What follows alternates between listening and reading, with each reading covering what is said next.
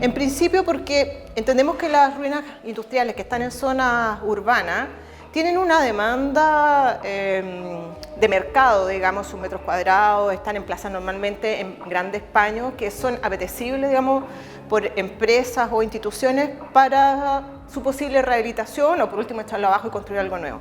Pero las ruinas industriales que están en zonas rurales en realidad van muriendo con el tiempo. No hay un interés de nadie por salvaguardar estos espacios y menos la memoria histórica que hay detrás de ellas. Entonces, nos pareció interesante porque además tiene que ver con la relación entre los procesos productivos y los entornos geográficos. O sea, cada proceso productivo que hay en estos espacios productivos que son estas fábricas o lugares de transporte, qué sé yo, tiene relación con nuestro territorio nacional y con los recursos naturales de nuestro territorio. Han sido parte de nuestra historia, pero sin embargo van durmiendo lentamente en estos lugares.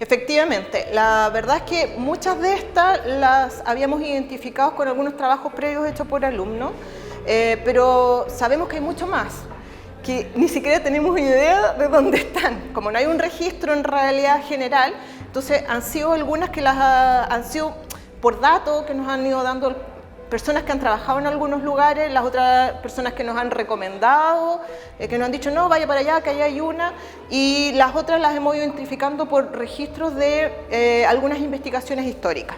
Y desde el principio nuestra idea fue que fuera un trabajo multidisciplinario porque entendíamos, y como uno de los postulados, es que estos lugares muy poco probablemente van a ser recuperados.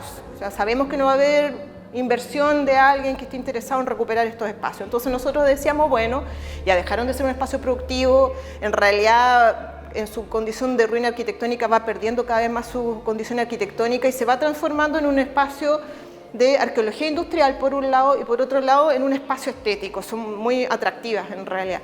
Y además nos dábamos cuenta que algunas que la gente las conoce, que a ellos les tocan mucha fotografía, entonces son muy vistosas. Y en ese sentido dijimos, bueno, conformemos un equipo que sea multidisciplinario, donde pueda haber un arqueólogo que nos pueda ayudar a entender el valor arqueológico que puedan tener estos lugares y también un artista para que nos ayude también a comprender el sentido estético que puedan tener esto a distintas escalas.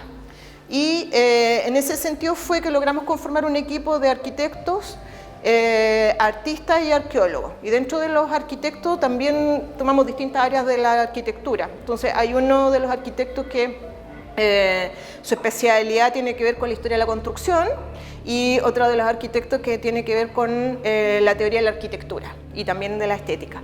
Entonces, intentando abordar también distintas escalas de observación, una escala que normalmente la toma la arquitectura que tiene que ver con el territorio y un poco la escala de los objetos la ve el arqueólogo y también la artista plástica.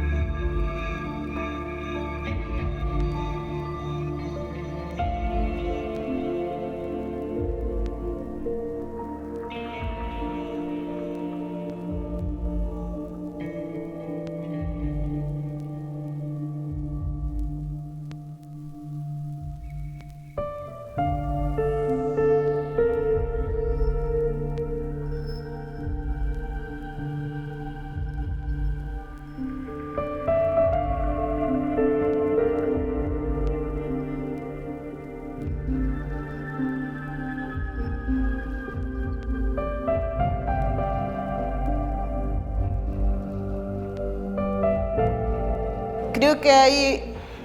Es que todas tienen su encanto, esto es como tener muchos hijos, pero todas tienen condiciones distintas. Ahora, tengo la sensación de que una de las más atractivas es la Electrical Sauce, porque están al menos los 4 muros que conforman el edificio y hay maquinarias adentro, entonces eso hace que sea un poco más compleja que las que no tienen ningún elemento que dé cuenta de la actividad productiva que se hizo. La otro grupo interesante es Juncal, que se junta la central de subestación eléctrica, de transformación eléctrica, y la estación ferroviaria que unía el tren trasandino entre los Andes y Mendoza. Entonces, la gracia de eso es que es un conjunto donde están la estación eléctrica, la vivienda de los obreros, maestranza, talleres, tornamesa, y además está la planta eléctrica. Y esa planta eléctrica todavía tiene algunas maquinarias adentro y es una de las que está más completa en términos arquitectónicos. Pero también debo decir que me gusta mucho la de Altos Hornos de Corral, porque creo que tiene un potencial paisajístico que es espectacular.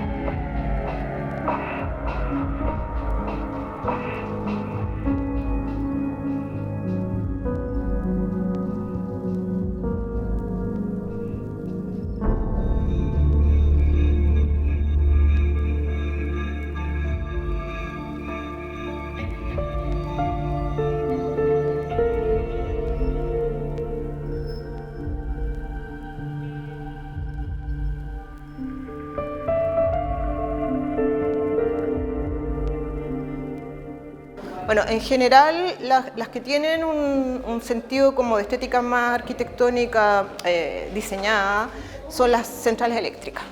Que es curioso porque por los registros la mayor parte está diseñado por ingenieros, no por arquitectos, pero sin embargo tienen un sentido estético importante en ella y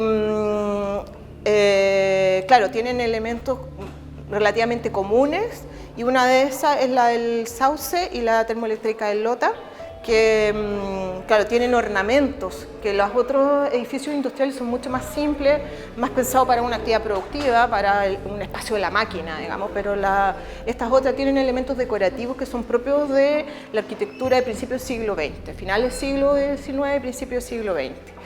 Y lo otro que, claro, como bien dices tú, la mayor parte de las empresas que instalaron estos lugares productivos eran europeos.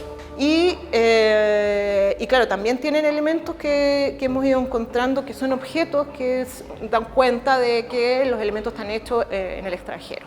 Pero tenemos algunas pocas cosas que están hechas en producción nacional y que corresponden a ladrillos de Traillén, por ejemplo, algunas baldosas que son de Lota y algunas piezas eléctricas de losa que también corresponden a la zona del Biobío.